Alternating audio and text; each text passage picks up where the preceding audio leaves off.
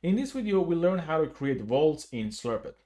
Well, the idea behind vaults is pretty simple. You need a vault to be able to connect to devices. There are two types of vaults. There is one for SSH and Telnet, and the other one is for SNMP. So let's go ahead and create a vault. I'll go to admin, I'll go to vault, and here we see two tabs rather. One is for SSH and Telnet, and under this we see two sub tabs. One is for the actual credentials and one is for SSH groups. So basically the idea here is that you create your group based on any logic that you have. For example, based on device roles, whether the device is a router or a switch, etc. Or based on device operating systems, whether there are Cisco iOS, NXOS, or Juniper devices, or based on any logic that you prefer, you create your group. Then under SSH credentials, you actually define your actual credentials, username and password, and assign it to that particular group. So for example, here we have a default credential belonging to a default group. If I go to SSH group, I can see here, I can create my group. I will call it test. I can make this the default group if I want. And this is important because we have, or Slurpit has a way to connect to these devices, or basically try these vaults in a sequence.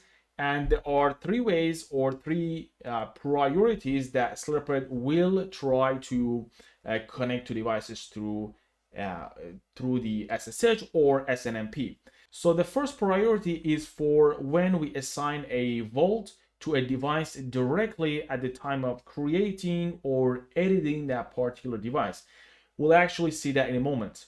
The second priority is for operating system based vault. Imagine we didn't assign any vault to any device because that is not a mandatory parameter. We can leave it empty. Then we try other vaults that have the same operating system as the device we are creating or editing.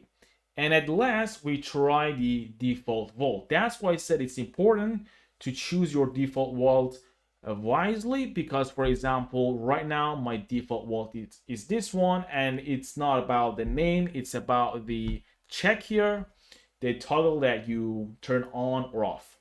So I don't want to make this the default vault. I think that's fine. I'll go to SSH credentials. Now I'll click on add, and from here I change the group name test. Username would be uname, and password would be something like let me in and let me in. I can create or assign an operating system here or not, and I can submit.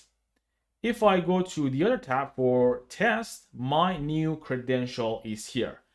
The way you do for SNMP is exactly the same. You have your groups, you create your groups first, then you assign SNMP credentials to each group. Now, if I want to create a device, I'll go here, go to under inventory devices, I'll click on device. And from here, I will select an operating system or not, select a host name or not. But what I want to show you here is this part. It says vault group. So as it says here, it is not recommended to assign a vault directly to a device. What we assign to a device is a vault group.